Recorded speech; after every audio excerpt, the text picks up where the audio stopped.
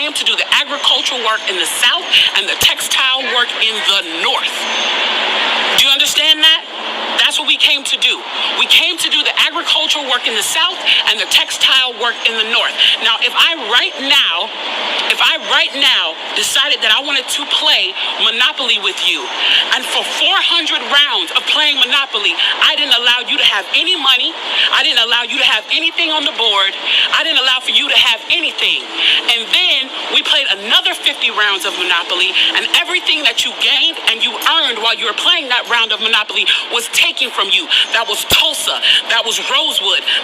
Those are places where we built black economic wealth, where we were self-sufficient, where we owned our stores, where we owned our property, and they burned them to the ground. So that's 450 years. So for 400 rounds of Monopoly, you don't get to play at all.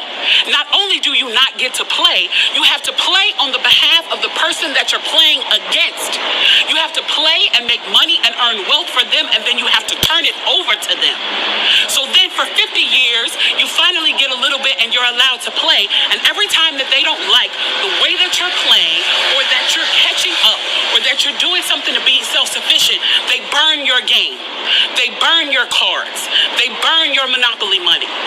And then finally at the release and the onset of that, they allow you to play and they say, okay, now you catch up. Now at this point, the only way you're going to catch up in the game is if the person shares the wealth, correct? But what if every time you share the wealth, then there's psychological warfare against you to say, oh, you're an equal opportunity hire.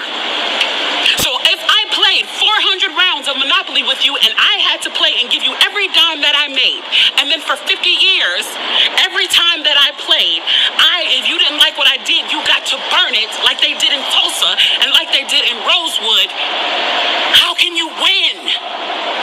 How can you win? You can't win. The game is fixed. So when they say, why do you burn down the community?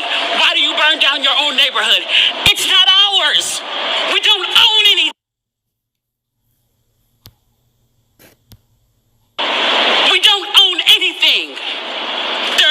Trevor Noah said it so beautifully last night. There's a social contract that we all have, that if you steal or if I steal, then the person who is the authority comes in and they fix the situation. But the person who fixes the situation is killing us. So the social contract is broken.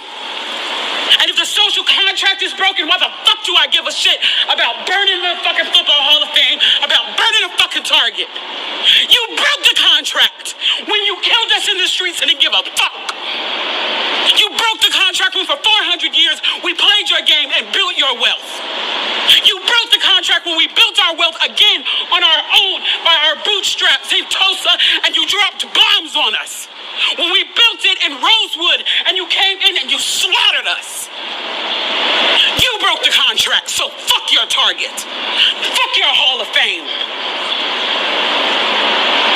As far as I'm concerned, they could burn this bitch to the ground. And it still wouldn't be enough.